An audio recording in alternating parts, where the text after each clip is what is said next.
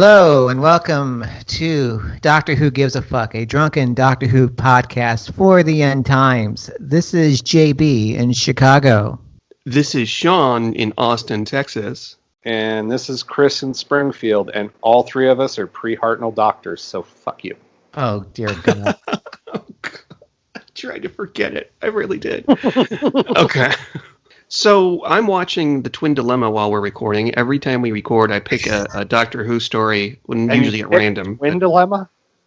No, it's. I was watching it while I was working from home. I started. I think the first one I started was like Keeper of Traken, and I just put one disc in after the other, and I got to. There was one that was broken, and I had to reorder it. That was Arc of Infinity. When I got to Twin Dilemma, there was a skip in the DVD. Well, I was playing it in one DVD player, then I took it out and I put it in my portable DVD player, and it was skipping near the end episode.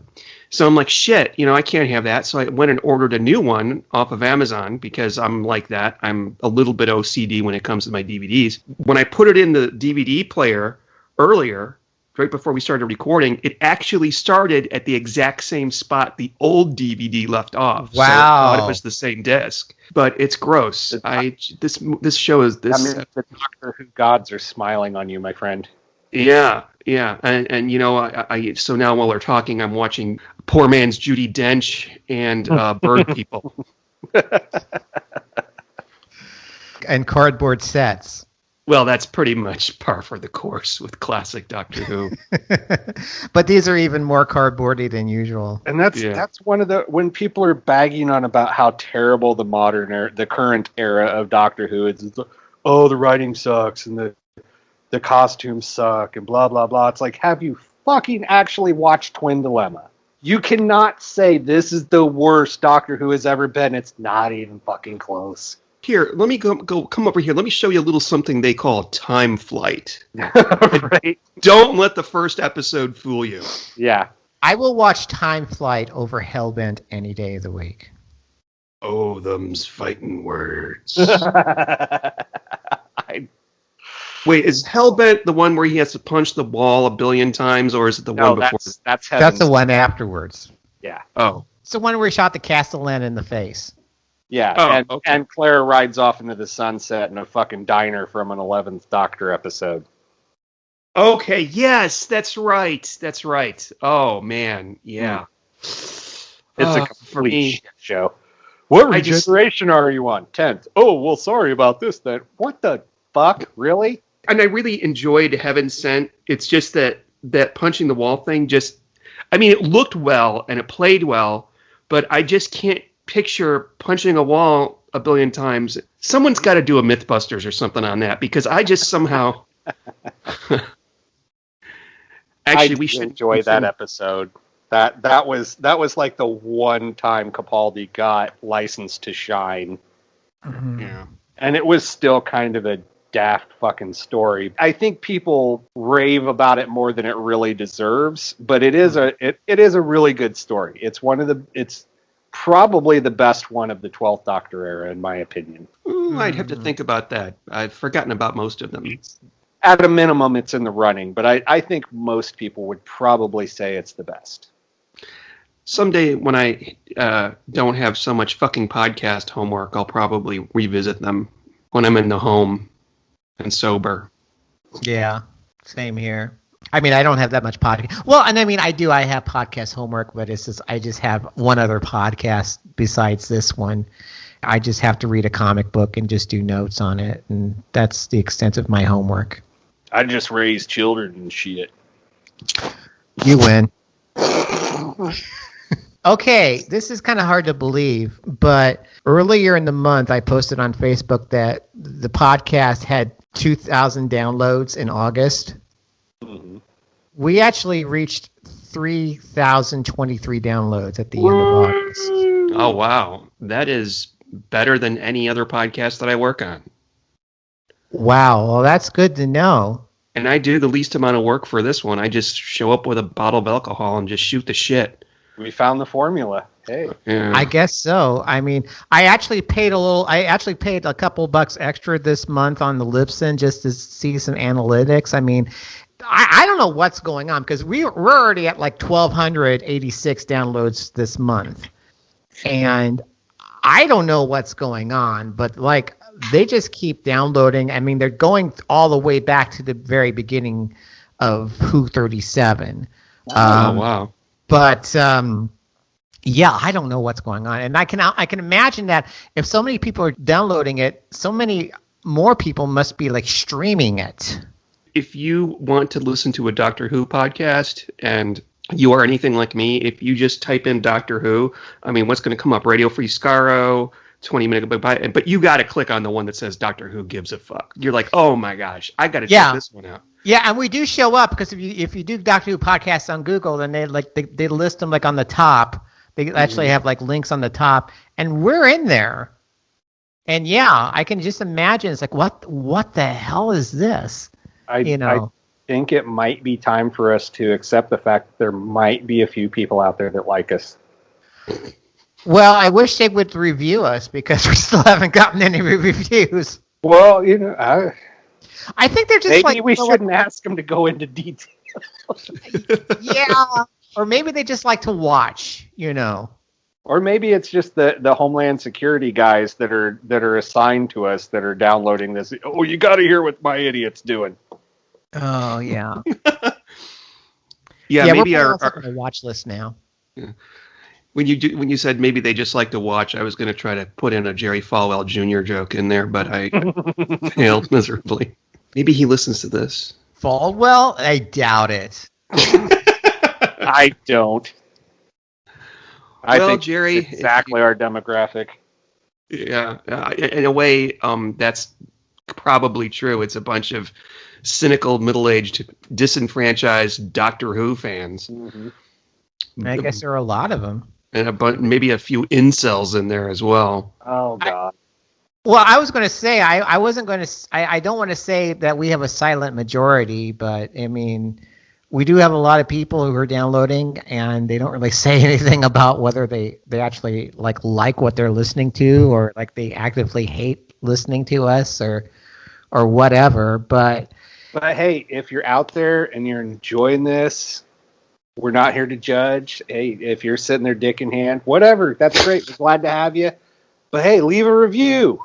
Give us some love. Show us a little love, please. Yeah, we'd like to know that you're out there. It's kind of hard to doing this without any audience reaction. And follow us on Twitter too. Yes, follow us on Twitter and on Facebook. We should probably have an Instagram account too, but I don't know how to use it. No, fuck, I don't fucking use Instagram. What the fuck is Instagram? What about TikTok? Did they still have TikTok, or was that banned by the president? I think that's still going, but that's like videos though, and we don't do. We are not video material here. I mean, I don't know about YouTube, but I certainly don't like putting my face out there. I get on there and wave my dick around to the theme or something if it helps. We had a Zoom meeting at work, and usually I do my Zoom meetings in my study at home. I just said study, didn't I? In my office at home. But we had one where I was at my actual office, and I had my phone, and I realized what a horrible angle it is to look down at your phone and look at yourself, and it's like, oh my God, the chins. I can't. My hair. You got to elevate it. You got to prop that computer up so that it's looking down on you. Yeah. And I've seen attorneys do that. Brother. Yeah. Anywho, you know what? Speaking of podcast homework, didn't we have some podcast homework for this episode? Yeah, we've got some Big Finish to talk about here. I listened to some Big Finish for the first time in a long time. And it stars Tom Baker and David Tennant, two of the best, most famous, most liked, most loved doctors that are out there. And it's called Out of Time 1. And it's like, wait, 1? Wait a minute. Where's 2 at? And it's like, oh, and I actually just did some checking. And this is actually the first of a series of audios that feature David Tennant and classic doctors. Cool. I believe there's going to be 3 of them. Yeah, two. Yeah, 2 is going to have Peter Davison, and 3 is going to have Colin. Okay. Cool. So no word on like one with Sylvester McCoy. And it's a nice little story. It's a 45. It's like a 1 CD story. It's basically the length of a modern Doctor Who episode, and it's very Big Finishy because Nick Briggs wrote it, and he's got the Daleks in it. The Daleks are always kind of be in it. Anything he writes is almost like 90% of it's going to feature Daleks, of course.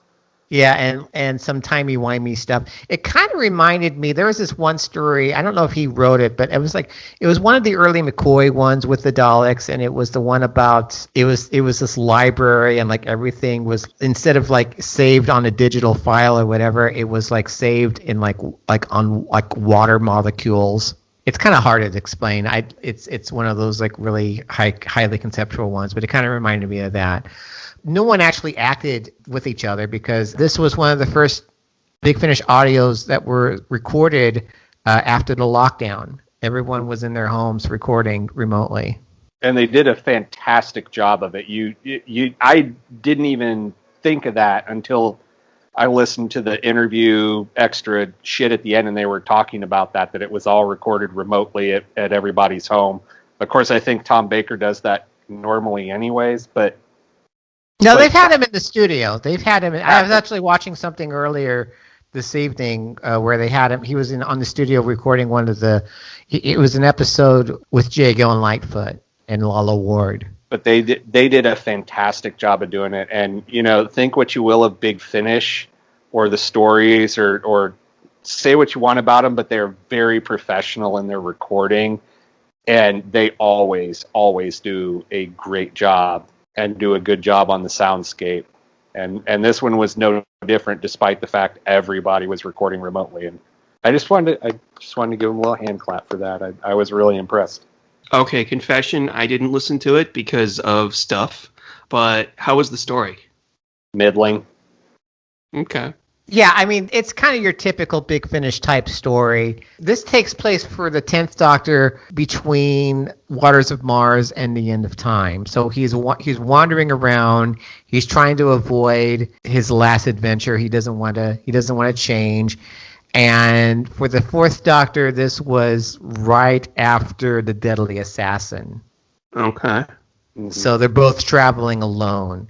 And at one point, the 4th Doctor says, well, you travel alone now. Why is that? And he's kind of like, maybe you should just be more hopeful. I don't know what you're running away from, but you need to have someone to travel with you.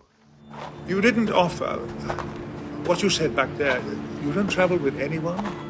Not anymore, no. I think you should. I just said goodbye to a very dear friend of mine. Sarah Jane Smith. She was magnificent. Oh, still is. I went to her wedding. Wow, I say wedding. It was more of an attempt to subvert reality by a cabal of extra-dimensional demons, but... Wonderful Sarah. She rather proves my point, that if everyone we meet is out there fighting the good fight, we're never really gone. Surely that's a better legacy. Friends made, not enemies destroyed. I don't know what's happened to you, but if I may offer any advice, and if you listen, I'd say try and face the future with hope. Find more friends. Who can resist a magic door to anywhere and any when? We couldn't. I don't suppose you could drop a hint about what's in store for me? You know that's not allowed. Since when have any of me followed the rules, eh? All right, then. You'll meet a nice time lady and settle down for a bit. With a dog. Likely story. I can imagine this is going to be a theme for like the other 2 audios coming up. This is totally setting the stage for the Time Lord Victorious stuff. But this is happening before or after this? Because, I mean, Time Lord Victorious, I think, would seem to... for me, that would be happening right after the Waters of Mars. Mm-hmm. So, I don't know. I mean, who knows? I mean, it's just... I mean, the continuity, there's no such thing as continuity anymore. I get it, but I mean, I think they're because they're pushing the Time Lord Victorious stuff hard, and I think this is supposed to be like an appetizer for that, basically.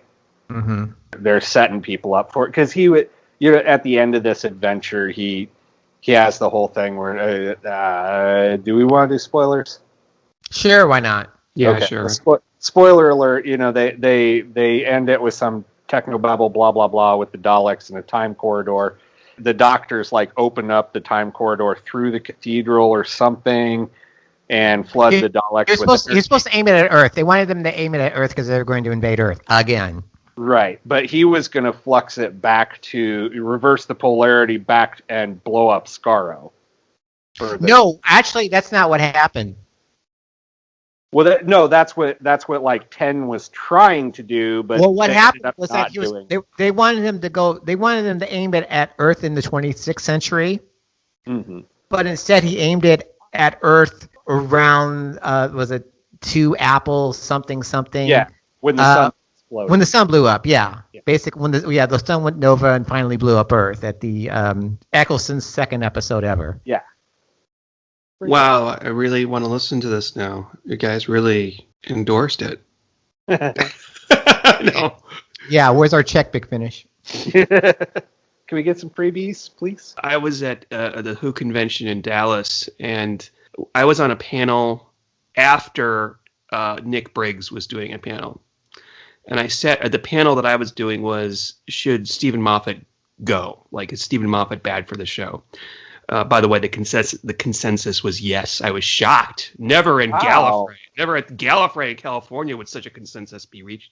Yeah, I'm surprised. Shit. Yeah, but I sat down and Nick Briggs was getting together his stuff. I think he had some electronics with him, and he looks at me, and goes, "What's the topic of this panel?" And I said whether or not Stephen Moffat should go. He goes, "Oh, a contentious topic indeed," and then left. Quite professionally did not give his own opinion, because no person that works in the show in any capacity is going to give their opinion on that.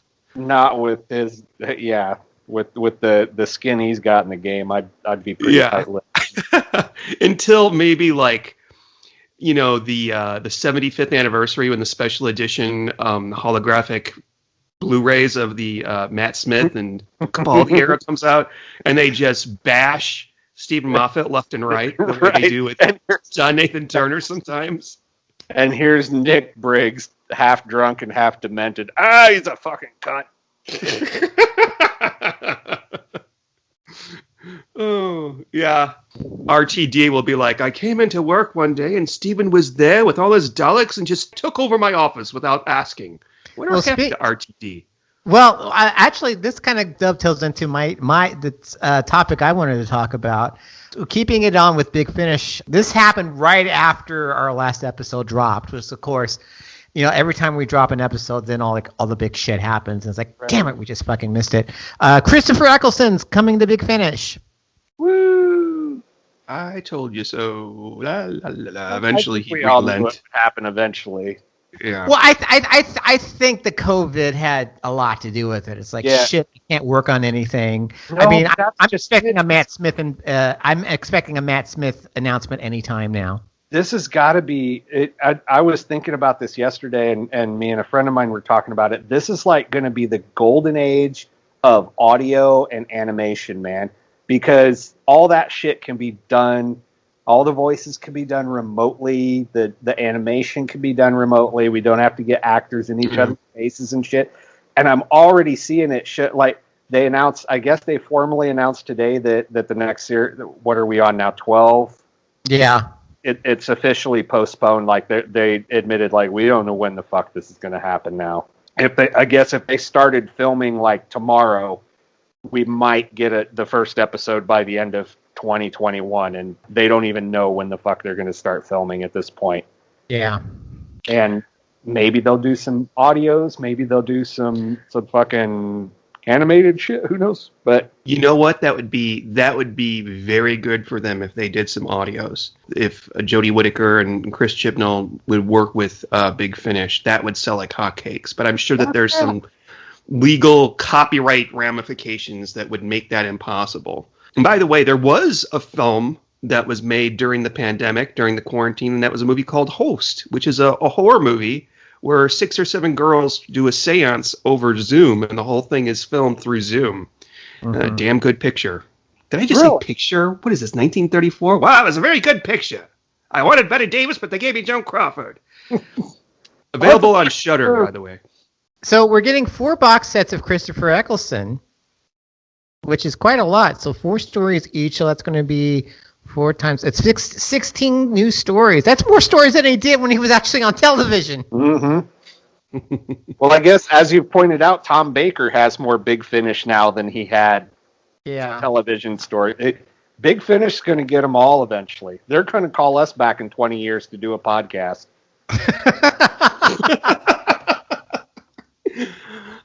I'll be dead of liver disease in 20 years. Yeah, I'm pretty sure a couple of us will be. Well, they can get Ira Glass to play me, for crying out loud. Yeah. And you can be like Act 4, Eccleston, and Big Finish. Well, here's this. Dig this, and maybe this is the one we'll be on. I was noticing today while I was perusing through my Big Finish app. Plug. Give us some freebies. They have a 12th Doctor short trip coming out, which is like a little. They're usually about 30-minute stories. Yes, it's a 12th Doctor story about the 12th Doctor doing a podcast called Dead Media. Oh dear God! And that it's all to be announced. Like apparently this is happening, but they don't even have a writer for it yet, and all this shit. But yeah, maybe we'll get called for that. It's going to be Liz Miles who writes it. Why is that?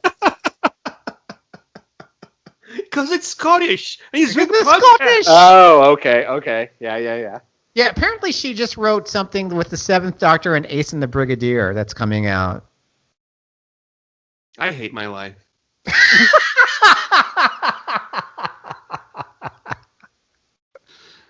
To be honest, I think I write pretty good murder mystery parties, but I couldn't write a Doctor Who story to save my life, probably. No. I don't think. I just can't. I prefer to watch that shit.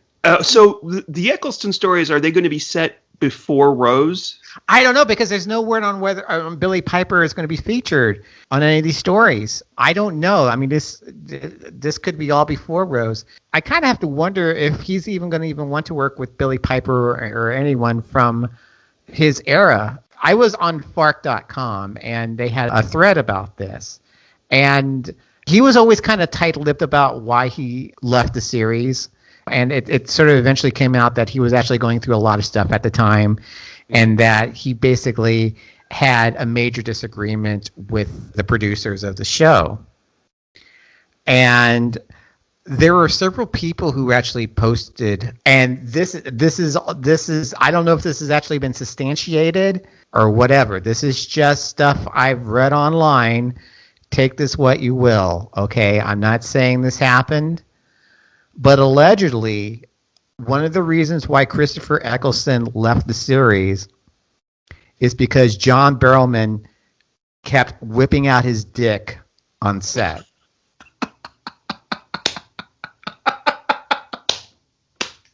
That is totally not what I thought you were going to say. I thought you were going to say something completely different.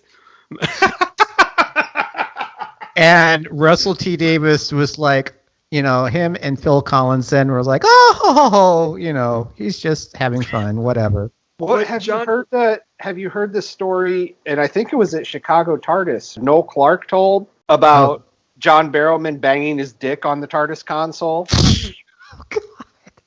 No, this is on YouTube somewhere. This shit. Noel Clarke told this story about I can't remember the whole story, but something like this. Something kept happening. We kept hearing this fucking knocking, and we all turned around, and there was John Barrowman knocking his dick on the console.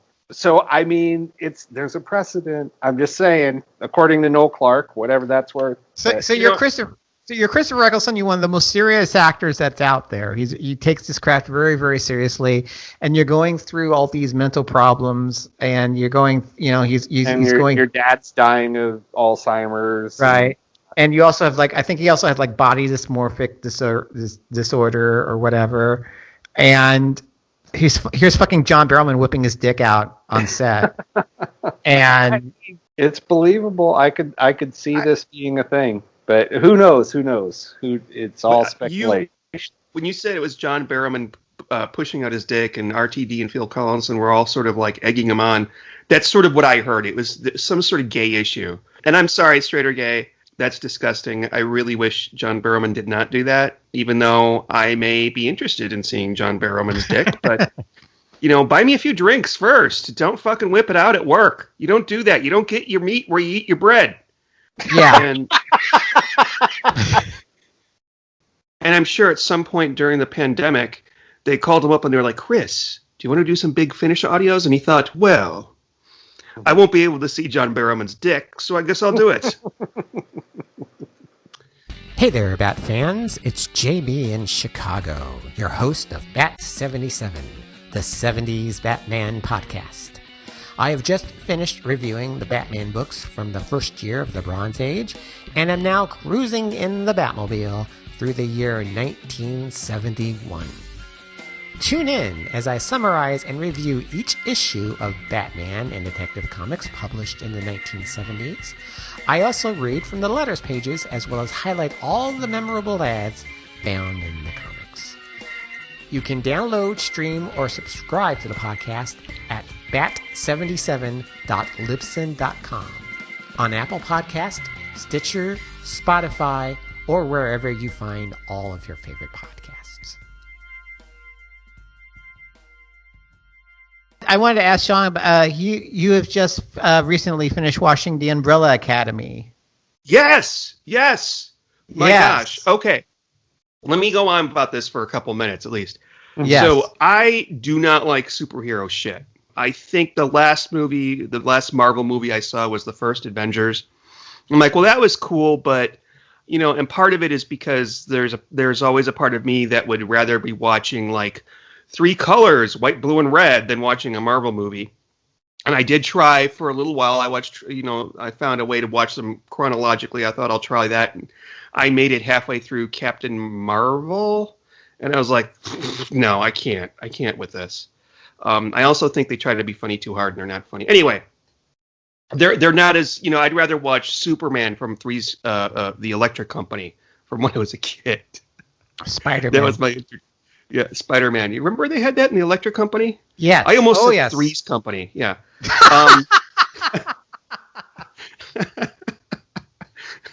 That would be great if Spider-Man was on that. He'd have an affair with Mrs. Roper. Stanley! Anyway, so so the season 2 of the Umbrella Academy came out on Netflix. And when the first one came out, I'm like, oh, God, whatever, superhero shit, whatever. But the preview for the second season came out, and it intrigued me because I like the idea sometimes of alternative timelines if done well, and it did it well. And also I saw a character named Ben, and I won't go into details with that, but if you're Facebook friends with me, then you probably know anything about me personally, then you probably know what I'm into. So I started the first season, and I was in it about 10 minutes before the character of Pogo showed up. And I'm like, oh, fuck this. A talking monkey? No. I already saw that show in the 80s, and it was called Mr. Smith. Do y'all remember that show? With the talking orangutan? And they lived in D.C., and he would wear a suit.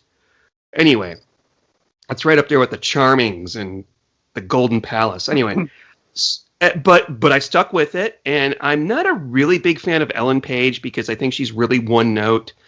She was okay in it. I mean, she wasn't my favorite in it, but it was gripping. I think I watched the first season in a weekend. Mm-hmm. Tom was out of town visiting a friend, so I'm like, I'm fucking watching the shit out of this. Mm-hmm. And then the second season was even better. Yeah, I think so too. It was much more enjoyable. It was not as dark. I mean, it was still violent. I mean, this show is really, really violent. Yeah, which doesn't really bother me. I don't really mind violence. I was a little, I don't want to say upset, but disappointed that Hazel didn't really come back for the second season. Yeah. Because he was one of my favorite characters. And also, it took me a while to realize this, but have you ever watched the show Mindhunter on Netflix? No. He plays the serial killer, what's his name? Edmund Kemper on that. And it took me forever to realize that. And I also like Five, who I guess they never really gave him a person name. He was just Five the whole time. And that actor, and I don't know his name, he is great. He was great as that because he's playing a 50-something-year-old man in the body of a 13-year-old. And I also liked Klaus. Yes. And the way that they dealt with his addiction and the way that everybody just sort of accepted it and never really judged him, but also thought he wasn't useful, but he was. It was just that if he got off the pills. And I predicted the Ellen Page thing, Vanya. I predicted that her pills were causing her power to be, what's the word? Suppressed. Diminished or suppressed. That's a good word. Yes, suppressed. Yeah. So all in all, and I want to show it to my partner because I think he'll really like it. But he's really hard to introduce new things to. So yeah. Chris, have you seen it? No, I have not. I think you'd really like it. It's got a lot of timey-wimey elements, especially on season 2. Yeah, it's worth it. Yeah. Yeah, it's very well done. It is very violent, but very, very well done. It's based on a comic book written by Gerard Way, who was actually, I think, the lead singer of a rock group. I can't remember the name of the rock group now. The Pussy Lips. No, it wasn't the Pussy. No, it wasn't. Camel Toes. No, it wasn't Camel Toes is an actual rock group, by the way. I'm sure it is. One thing that I was confused about, or maybe frustrated about, was did they know that Klaus was basically with Ben the whole time? I don't think they actually realized that, until the second season. Okay, because it's like... there's a great scene I have to mention in the first season with a bank robbing that is so good, where they basically just reveal what all their special powers are. And then my other question was, I noticed that in, I think the little thumbnails or icons that they have on Netflix, there was a baby chimp, presumably Pogo.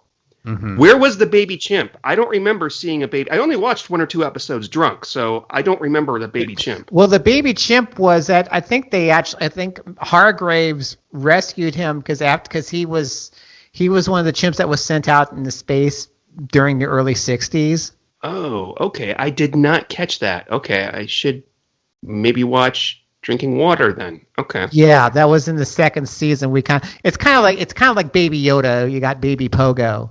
Because he doesn't really play that much of a role in season 2 at all. Because he actually, spoilers, he gets killed off in season 1.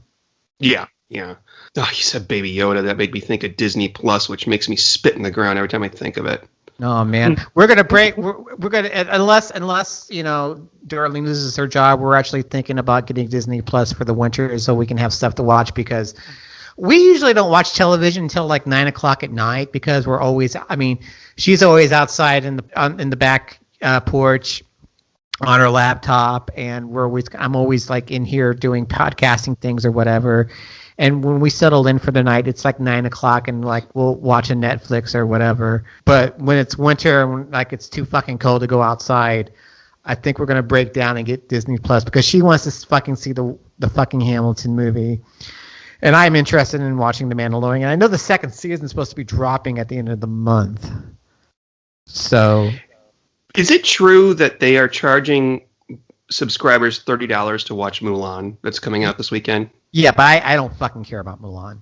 Well, it looked good from what I saw. I mean, I've never seen the original animated feature, but the trailer actually looked really cool. It looked like Crouching Tiger, Hidden Dragon, but probably not that.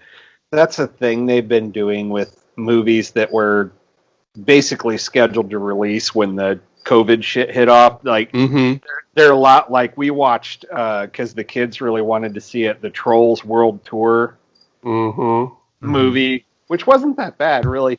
But it was like $20 for like a one-time screening of the fucking thing. And it's one of those, probably a year from now you're going to be able to watch it for $3 or whatever. But if you want to watch this shit right now, they're going to make you pay out the ass for it. We did it too. There was a movie out called The Hunt, which I would recommend to either one of you that was pretty good. It was sort of like a horror comedy, not really horror, action comedy. Was this like the red states against the blue states? Yes, that's exactly what it was. Okay. And it doesn't take sides. It does not take sides. It makes fun of both sides equally. Because I think that came out just before lockdown happened. It did. It came out, and then there was a school shooting. Don't ask me which school shooting. It was out in theaters, and they pulled it from theaters. Then the apocalypse hit, so they decided it was one of the first movies, along with Trolls, to be offered, streaming for $20. Yeah. So. Well, I mean, you come to think of it. I mean, you're going to pay more if you actually went to the theater because you're paying like $12.50 a ticket, and if it's a family of four, and then you got parking, and then you got popcorn, and it would have easily cost me twice that to take my kids to see that. Yeah. Yeah, and I'm one of those people that has to have popcorn when I go to the movies, and man, just walking through the door and that smell hitting me, I'll be like, I'm not going to get popcorn. I'm not going to get popcorn. I'm not going to be at Fatty Cakes. And then as soon as I walk through the door, that smell hits me, and I'm like, popcorn, popcorn, popcorn. It's worse than alcohol for me. And then I get a hangover from the popcorn. You know that feeling like that's kind of like an MSG headache.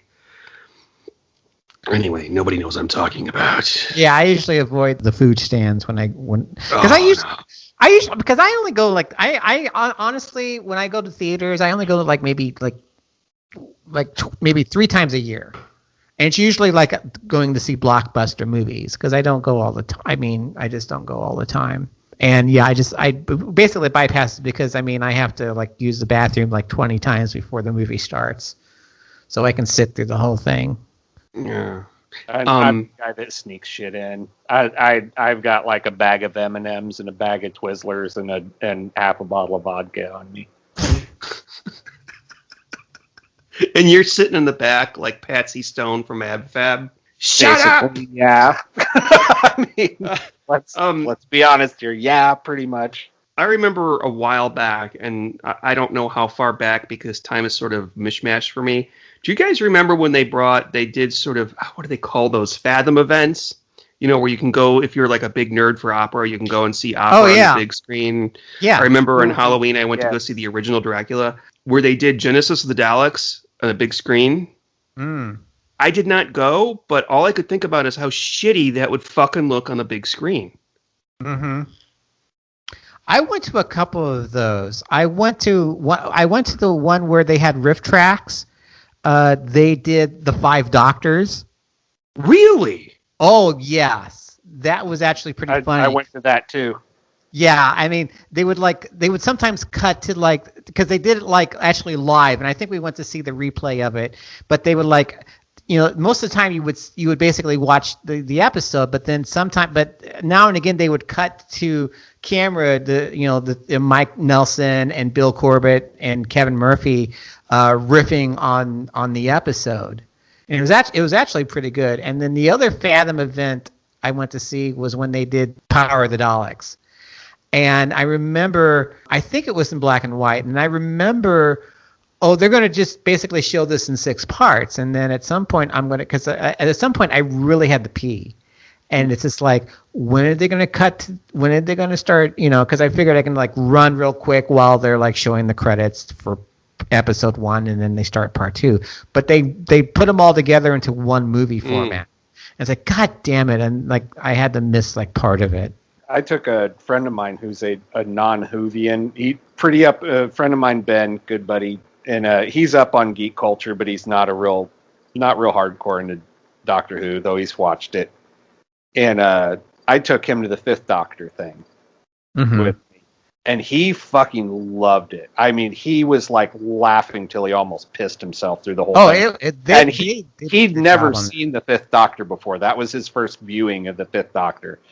And he's not real deep into the fandom, so he didn't, he was not familiar with all the lore involved and blah blah blah. But I think he had more fun than I did, and I enjoyed it greatly. I had a good time, but yeah, that it's always nice when you take someone who's not into Doctor Who and they have a fucking blast. I think I could probably convince my partner to go to that, something like that, where they, we have the Alamo Draft House. Well, now it's everywhere, but here in Austin we have the Alamo Draft House, and there are these guys, 3 guys, Master Pancake Theater, and they would do it live. They used to be called Mr. Sinus Theater, but I think somebody complained, and now they're Master Pancake. And I've been to several of their shows, like they've done like Jurassic Park and the first Spider-Man with Tobey Maguire, and I can't remember what else, but yeah, I would love to see that with the fifth. Can you get that anywhere online? The riff tracks of the 5 Doctors. Oh yeah, I'm sure. I mean, I think Probably, yeah. I think you can get the. I don't know if it's that or if you just get like them commenting and you got to sync it up with the actual DVD. Okay. You should be able to. Yeah, you should be able to find that online. Now the special edition of the the 5 Doctors does have that Easter egg with David Tennant, Phil Collinson, and the lady producer. I'm so sorry, I don't remember her name. I'm so sorry. I think it was Helen Rayner. She was actually the writer of the Dalek 2-parter that took place in New York. Oh, okay, all right, good creds then. Manhattan. Yeah, I am not Dalek. Anyway, that was a lot of fun to listen to because they basically just fed them champagne throughout the entire thing and. There's one part where like the part that they were talking about the scene in Planet of the Fire where Turlough was rescuing Perry from drowning, and David Tennant was talking about how he discovered puberty by watching Perry, and Phil Collinson discovered puberty by watching Turlough. I didn't know that was from that. I thought that was RTD that said that. Okay.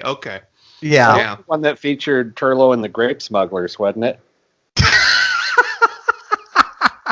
No, I mean, for real, wasn't that the one? There's one where Turlough's running around in Grape Smugglers for a scene. Grape Smugglers? Yeah, the fucking Speedo, basically. Yeah, that was Planet of Fire. Oh, yeah. Grape Smugglers. I get it. I gotcha. Alrighty then. Hello, this is Sean, and I'm here to tell you about Shit We Watch on Netflix, a new podcast in which I and my friend Steve drink and discuss movies we watched on Netflix. You see, I'm a horror fan,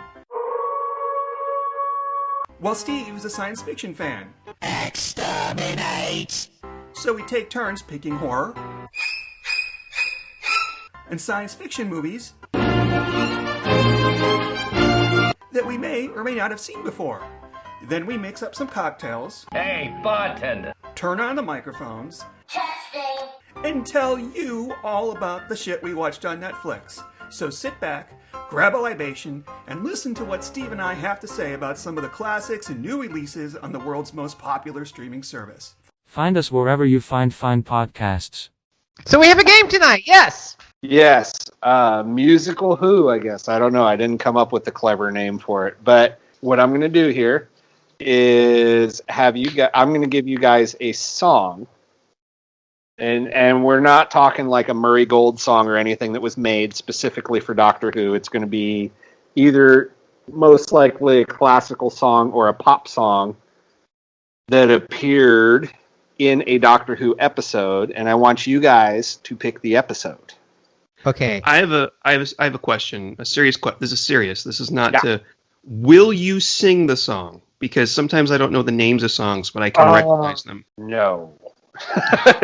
Just because some of these I don't know the fucking words to, so I actually can't sing. If I do, I will. But okay. All right. If I happen to know it, I'll sing it. Yeah, I might need help on this, but I don't know the words to all these songs. So do we want to work as a team, Sean, or do we want to compete against each other? I like competition. You know what? No, let's work it as a team. Let's work as a team. Yeah. Okay. Because I might have a slight edge over you because I am a musician. You would. Yeah, I was just thinking that. Okay. Well, let's warm it up with a softball. This one should be pretty easy. Toxic by Britney Spears. Oh, that's New Earth, right? No, End of the World. End of the World. I'm sorry. Okay. It is End of the World. Yes, that was an easy one. Okay. Now, let's try something a little more difficult. Ticket to Ride by the Beatles. That was on episode 1 of The Chase. God damn. Nailed it. But we live in the U.S., so we wouldn't know that unless we had it on VHS. Right. If we watched it originally on PBS and taped it off that, then yeah, we would have that. But the U.S. the Region 1 DVD does not have that scene at all. Oh, you squashed my favorite Beatles. Yes. That's weird. Where the fuck did I watch it then? Because I think this is one I have on bootleg DVD, and Probably. it has that scene because I remember it. Yeah, the official release in the U.S. at least does not have it because they weren't able to clear it for the U.S. I must have had the UK version. Awesome, cool. Let's try a little harder one. Still the Beatles though. Paperback Rider. Oh God. Okay, I think I know this one. Was that Evil of the Daleks? God damn, man. Yes. Really? Wow, Yeah. very good. Okay, so I was remiss in going easy on you to start. All right, how about this one? You sound like a villain, like a Bond. I was remiss to not go evil from you from the start. I have underestimated you, Mr. Anderton. Don't call me that. That's what all the band kids called my dad. Sorry. I have underestimated you, JB. Thank you, Mr. Bond. All right. Let's try this. Curveball. Moonlight Serenade by Ted Heath Orchestra. Can you sing that for us? No. I can do it. I think, okay, well, I think it's instrumental for one thing. He said Ted Heath Orchestra, but Moonlight Serenade is by Beethoven. That's the dun dun dun dun dun dun dun dun dun. But I will give you a hint. Okay, the Glenn Miller version was later heard in a Ninth Doctor episode, "The Empty Child and the Doctor Dances." I want the Ted Heath version. I know what this is. It's the I don't remember the name of it. It's a Capaldi episode, and it's the one where he starts out the episode by breaking the fourth wall and talking to the audience about time anomalies, and he plays it on the guitar. And I can't remember the name of the episode. It's with the big ugly alien. There's a 2-part episode. Fuck, the empty lake. I do you know which one I'm talking about, JB? It's in and around the lake. Mountains come out of the sky, and they stand there. Yeah. But no, that wasn't it because that was Beethoven's Fifth. That was the fifth. Yes, you were. Fuck. Squashed my favorite Beethoven. I think maybe the answer he's looking for is okay. I gotta get this name right because it's not Resurrected. I believe he's looking for Revelation of the Daleks. Bing. That is correct. Really? Yes. Wait, the funeral home one? Yep. Yes. Wow. When did they play that? It's the scene where Perry meets up with the DJ. The DJ. Okay. All right. Yes. Okay. Makes sense now. Man, I love that episode. It's so weird without going over the top somehow. I love that episode too. If they would have made that today, that guy would have been a podcaster. Mr. Joe Bell. She was so pathetic. Okay. Catherine B. I actually think a lot of people slag up on her, but I think she was brilliant because I mean I know people who are that awkward in real life, and oh yeah, I know.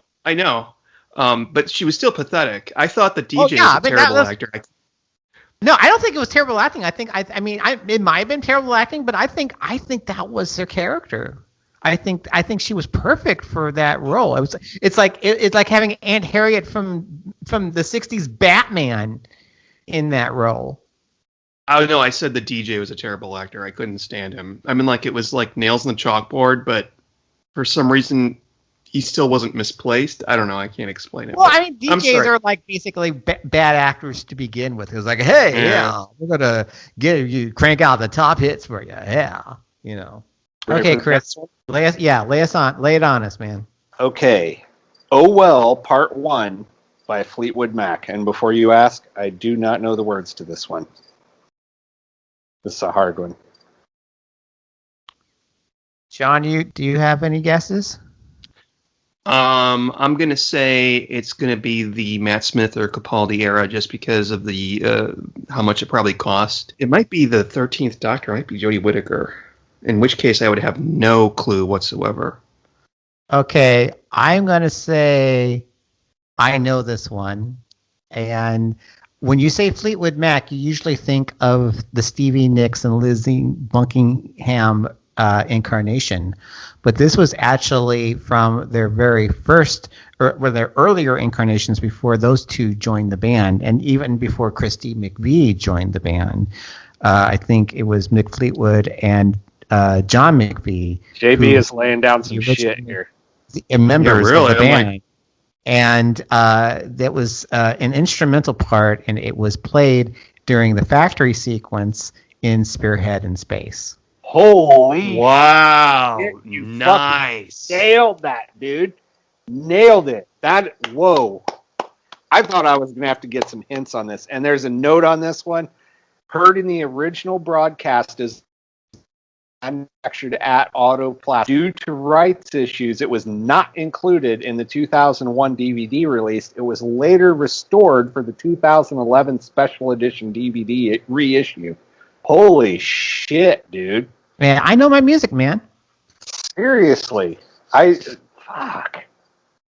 I was going to stump y'all on some of these, but goddamn, man, I don't know if I'm going to get you on anything if you got that. Can I ask you guys something? Do you remember a show? It was either on MTV or VH1 called Beat the Geeks, and they'd have one person competing against four geeks, the movie guy, the music guy, and the TV guy, and then one extra guy, like maybe the Simpsons geek. No, but that sounds fascinating. Yeah, it does. Oh, it was great. I enjoyed it a lot. Yeah. Anyway, okay. Maybe look it up on YouTube, along with Where in the World is Carmen Sandiego. That'll be a trip down memory lane for you. For remote control. Oh man, yeah. Along with Colin. Let's try. I don't want to make it impossible, but what did you make? Like 100 of these or something? Oh, I found a wiki page with all this shit on it. So okay. I've got well over 100 if I need it. I feel like JB's probably going to know this one, so I want Sean to try it first. Oh, okay. That's nice of you to say, Chris. Very nice. That's sweet. Thank you. Okay. No. Okay. Give the old man a shot. Yeah. Love Will Tear Us Apart. Joy Division. Love will tear us apart again. Wait a minute. I'm gonna say the Bells of St. John's. No. It's one doctor passed that. It's a song that I always hear whenever Darlene drags me to Nocturna, which is the semi-monthly goth dance event that takes place at the Metro. Usually it's something that like starts. It's supposed to start at 11 at night, but usually they have bands there, and then it takes forever for the bands to tear down, and then DJ Scary Lady Sarah has to like set up and put all the Halloween stuff on there because it's like a goth thing. But in the days of COVID now, I actually kind of miss going out now and watching my girlfriend and a bunch of really pretty looking goth girls dancing on the floor. But slow down there, Jerry Falwell Jr. You can do whatever you want. You can do that. You can do sounding. You can do edging. You can do whatever as long as you're not a hypocrite. That's right. What the whole point of that whole thing was. Point. Yeah. But anyway, Love Will Tear Us Apart again was featured on the episode of The Pilot. Right again, man. It's played when Bill and Heather meet. Oh, The Pilot. Okay, that's right. The Mud Puddle episode. Okay. I actually had to fucking remember who Bill was. Isn't that sad? I really liked Bill, too. I wish we'd got more of Bill. More Bill and less Clara would have been great. Yeah, 2 seasons of Bill, I think, would have been fine. But 1 season of Bill, and yeah, they really misused that character. Yeah, yes, they did. I'm surprised that she hasn't come out like slagging, the BBC and Moffat like John Boyega has with Kathleen Kennedy and Disney. Oh, just wait for the 75th anniversary. Yep, And Christopher Eccleston was like, well, at least he didn't have John Bannerman whipping his dick out. That was a perfect Eccleston accent, by the way. That was really good. Wasn't even trying. I thought I was like failing completely, but I'll take your word. I'm poking fun. You were. Yeah. Oh, okay. Yeah. He was gonna do an Eccleston accent. Calm down, Ira. Oh. All Yeah. right. Is that all you got? Come on, man. Come on. All right, let's do. Man, I'm trying. Now I'm just playing Stump the JB. That's fuck. All right, how about this one? Requiem, Opus 48 by Gabriel Faure, Faure with the little dashy thing. Can you sing that one for us? No, it's classical. So that could be anywhere. And I'm willing to bet it's in Modern Who. And I have a feeling this is a River Song episode. I have a feeling it's some kind of River Song episode. Like either Let's Kill Hitler or like Time of the Angels. Time of the Angels is the one that's set in New York, right? No. That's Angels Take Manhattan. Why do they name it that? Because they're trying to be cute, and it's like, oh, we had the Muppets take Manhattan. Let's have the Angels take it instead. That's.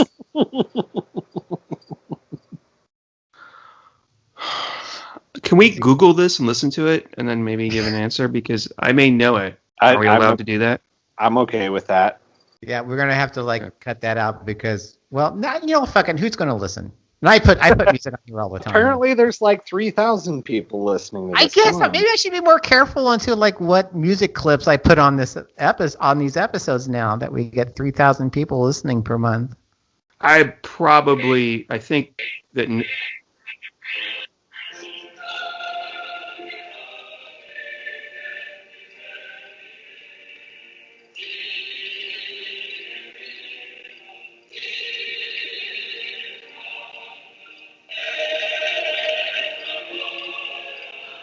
Okay, I have a theory. I have a guess. Okay. The Idiot's Lantern. That is incorrect. Would you like a clue? Yes. Yeah. It's classic Who.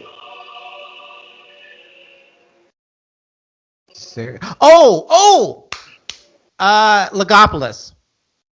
No. Oh, damn it! So I thought it was like the guy who was at the Pharaoh's Project and he was listening on his headphones. Oh, Can you tell us which? Can you tell us which Doctor? Yes, it's Seventh Doctor. Oh shit! Oh shit! It's probably like Curse of Fenric or something like that. Ding.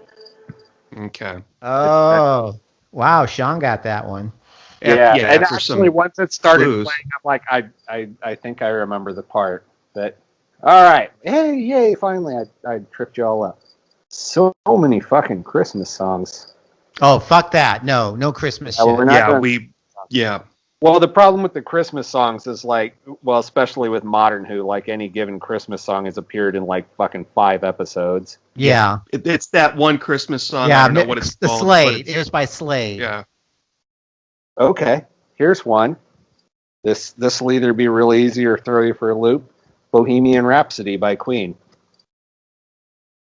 What? Yeah, I think I know which the one this is, but I don't know the name of the episode. It's the one where he comes out on the tank, and there's like Vikings fighting and shit. It's from that same episode. Magician's Apprentice.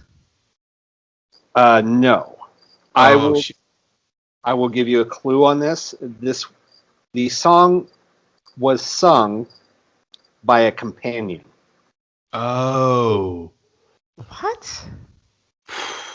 Okay, so it wasn't really on the soundtrack. It was just the song appeared in the episode. That's the only criteria. Did his companion have his dick out while he was singing it? Was he with his cock on the console was this companion? Was this companion driving around Chicago, around hundreds of miles around Chicago landmarks at night? and headbanging with his friends in the car? Sorry. No, it was not.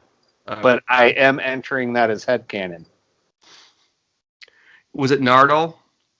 No. This is obviously Is this fucking Big Finish? No. All of these are TV. I'm not gonna throw. I am the very, very essence of a Gallifreyan buccaneer at you guys. It's gotta be fucking Moffat. It's gotta be a fucking Moffat episode. It's not Moffat. Oh shit. That means it's RTD. Oh, fuck! It's Jodie Whittaker. I think you guys are gonna kick yourselves when I tell you this because I think you'll remember it. Okay. Mama, I just killed a man. The gun on his head. My trigger. Not fucking. I forgot the names of the companions. Yaz is the only one that I can remember. It's You're cold, man. Cold.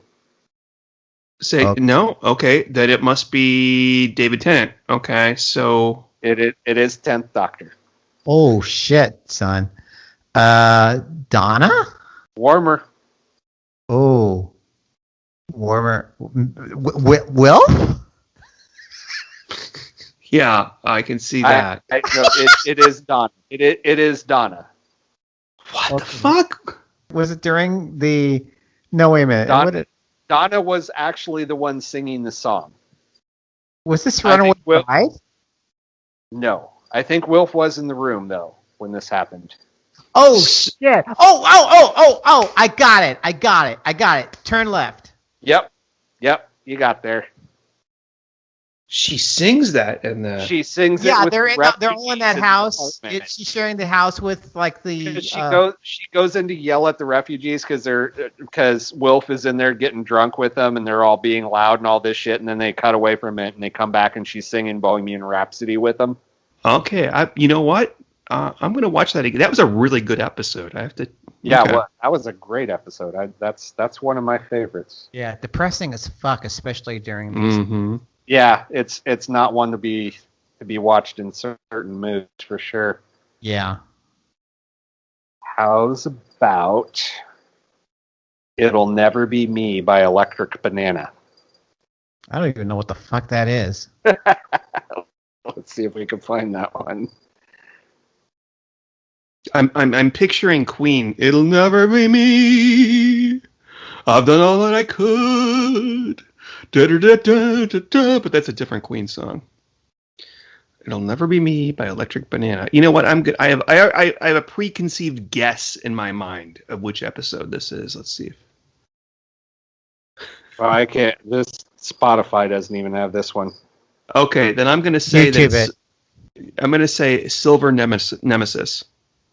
Negative. It is Classic Who, though. Okay.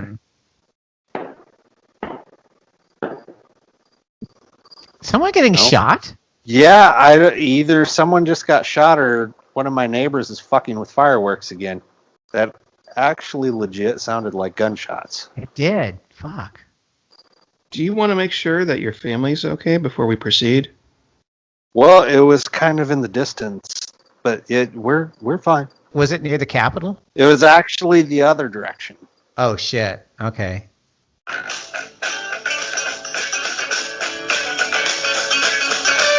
I'm gonna scrub forward.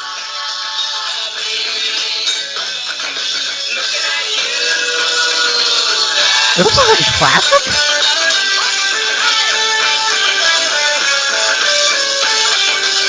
Okay, I'm gonna make a guess. JB, you're disadvantaged because you can't see the video, but I think it may have been remastered because it doesn't look that old. But I'm gonna say I'm probably wrong. The Green Death. You got it. Oh, really? Yeah. Oh, wow. Okay, cool. Electric Banana was an alias for the Pretty Things, played at Joe Grant and Professor Clifford Jones' party. Okay, cool. Because they look like that. That's why I just... Yeah. It's definitely from that era. Wow, I'm impressed. It was definitely a hippie song. It was, yeah. And that's the only kind of classic Who that has hippies in it that I can think of. Just a moment. Because I'm going to cue this one up because I'm pretty sure you guys have never heard it. Okay, this is the song. It's not by the same person. The person who sings it in the episode is Irving Berlin. But this is the song. 1, 2, 3, 4. 1, 2, 3, 4. 1, 2, 3, 4. 1, 2, 3, 4. It's Gentlemen Prefer Blondes. 1, 2, I'll scoot it forward here a bit. Sweet love, ain't there anyone here for love?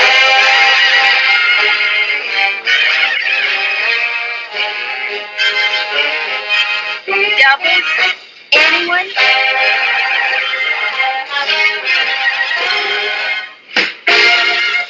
Any ideas? So this is Marilyn Monroe singing, but does she sing the song in the episode of Doctor Who, or is it somebody else? No, it's Irving Berlin in the episode. I could not find the Irving Berlin cut. In that case, I'm going to hazard a guess. I'm going to say it's The Empty Child. That is incorrect. I like a beautiful It's classic Who. It's classic Who. Oh, dear God. Ain't there anyone here for love? Planet of Giants. No, I'm just kidding. Just kidding. Ain't there anyone here for love? I'm going to say Delta and the Bannermen. Ship, if there's anyone No, but there is like a 20-foot long list of songs that appeared in Delta and the Bannermen, Yeah. and this is not one of them. I've actually been avoiding those songs because there's so fucking many of them. JB, I'll leave it to you. I'm out of resources. Okay, Unless I it's think classic Who. Okay, we already did Percy Fendrick. So Oh, wait, I know it. I'm so sorry. I think I know it. okay. It's Black Orchid. Nailed it. Oh, dude. It is indeed Black Orchid. And that's like the list of Fifth Doctor songs. All of them are from Black Orchid. Except for 2 songs. There are 2 songs on the list that are not from Black Orchid. Well, at least I can guess after like 2 or 3 wrong guesses. That's it. No, you got another one right. What was the other one you got right? I don't remember. You got another one. Yeah, you did get 2 of them. Oh, didn't you get Fenric? Yeah, he did. He did. Sort of. Okay. Well, I hope I get extras from Big Finish for this. Nick Briggs better be showing up at my door tomorrow with a sounding stick. He's going to get us on the 75th anniversary. I know it. Yeah. Okay, let's try another Queen song. How about Crazy Little Thing Called Love? Oh, that was The Big Bang. That was played at Amy and Rory's wedding reception. Very good. Yep. Nice. I got one more, and this one's a hard one. Okay. Daddy, wouldn't you buy me a Bow Wow? Daddy, wouldn't you buy me a Bow Wow? It's actually from a fairly iconic scene. Daddy, wouldn't buy me a Bow Wow. Okay, this doesn't make good pod. Listening to songs. Well, maybe because it's listening to songs. I'm gonna hazard a guess, and I'm gonna say it's that 13th Doctor story with the Cybermen and Mary Shelley. Cold. Very cold. Okay. Very, very cold.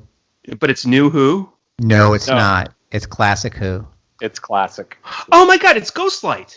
No. Negative. Just say It- what it is. You're Okay, thinking it- of that Will Okay, Walton. I have to take kind of issue. It was not sung, but it was whistled, It was whistled, yes. and it wasn't even whistled by the actress because she couldn't whistle. So it was actually the director, Lenny Mayne, who did the whistling, and it was the final scene of Elizabeth Sladen in The Hand of Fear. Correct. Really? Oh, that's fantastic. Sarah Jane Smith whistles the song after saying farewell to the Doctor and leaving the TARDIS. I did not know it. It wasn't actually her whistling. They credit her. It says Elizabeth Sladen, But it was actually Lenny Mayne who did the whistling. How do you know that, JB? Because I watched this shit back. I honestly thought there is no for fucking 30 way fucking you get this. years. Well, we all did, but I wouldn't have fucking got that. I had a head start before. I mean, I don't want to sound like I'm fucking gatekeeping here, but I was watching this shit long before you even heard of Doctor Who, son. All right, yeah. Don't fuck with a Jedi Master.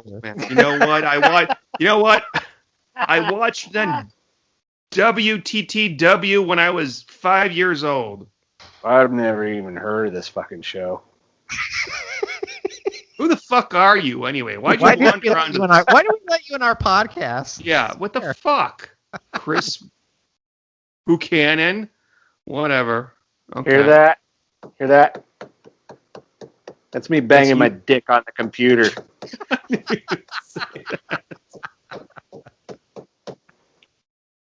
I wish I could bang my dick on the computer. I mean, just like, when I'm not watching anything on the computer, when I'm just... But, when you become a man of a certain age, it's just not a viable thing to do. Yeah, I know. That wasn't actually my dick. It would have been a much more squishy and sad noise. It sounded like gunshots. That's what's actually what was going on earlier. Like something like...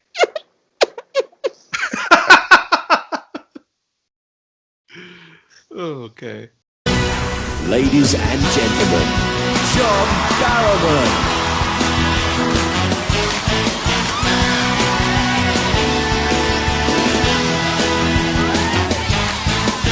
I'm gonna have myself a real good time.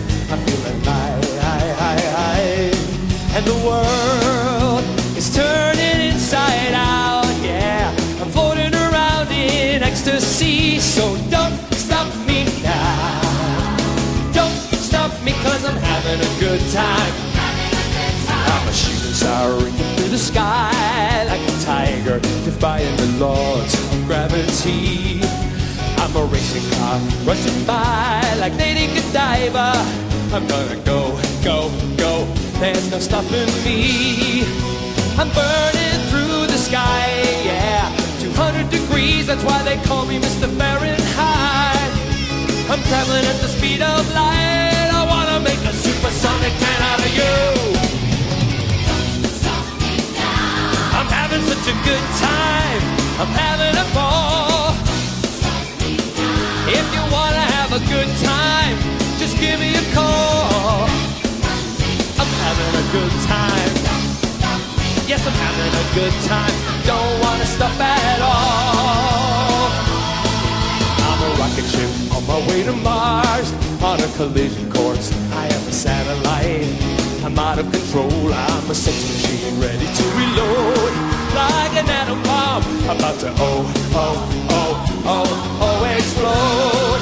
I'm burning through the sky, yeah.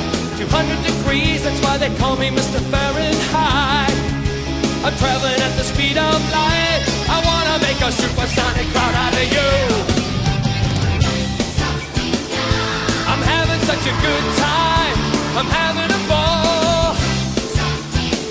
If you wanna have a good time, give me a call. 'Cause I'm having a good time. Yes, I'm having a good time.